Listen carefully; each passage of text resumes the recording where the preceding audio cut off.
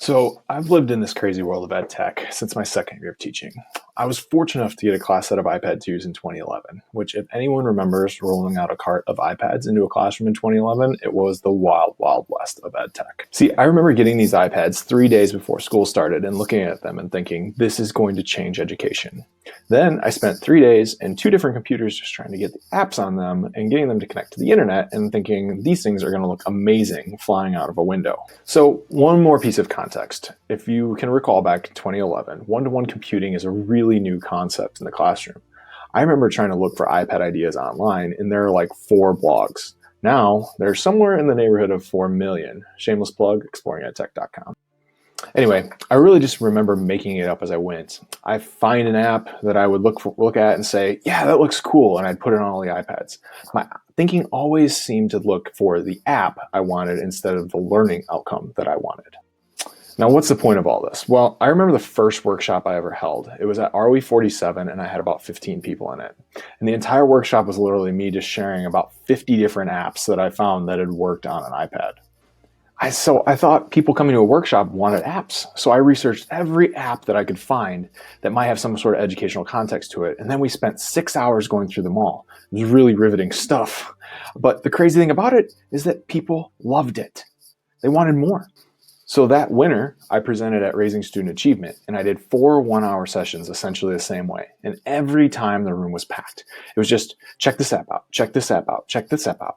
So I started thinking to myself now, why is this type of presentation so popular? Well, I have a theory about our current generation of teachers, and myself included in that group, and why we gravitate towards this style of presentation. You see, I think it's because we all grew up in the golden age of the infomercial and QVC. I mean, who didn't want to ShamWow or love hearing Billy Mays say, but wait, there's more?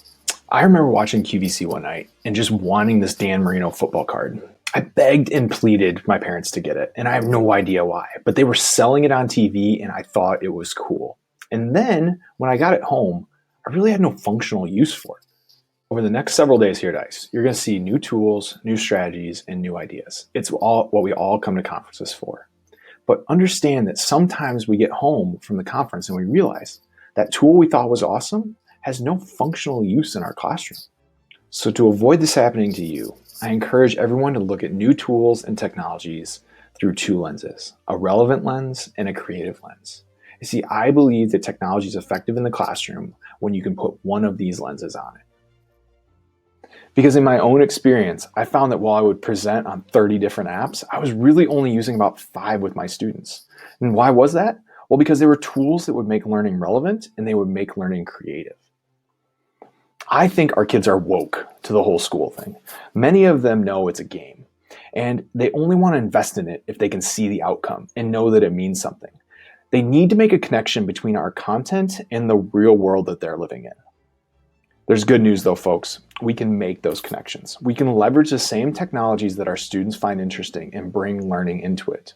To do this, we can go from a consumption style of learning to a creation style of learning, and it's not that difficult. See, when I stopped asking my kids to memorize dates and facts and instead to become creative with the content and produce something, my classes became so much more fun. We were making videos, podcasts, images, and they were so much more engaged than they were when I was asking them to answer 50 multiple choice questions. I truly believe that this was because the media content they were making was relevant to them. They had stake in it, they had ownership in it, and they were able to be creative with it. Kids like to express themselves. They always have. Traditional school just doesn't allow them to do that with the current content.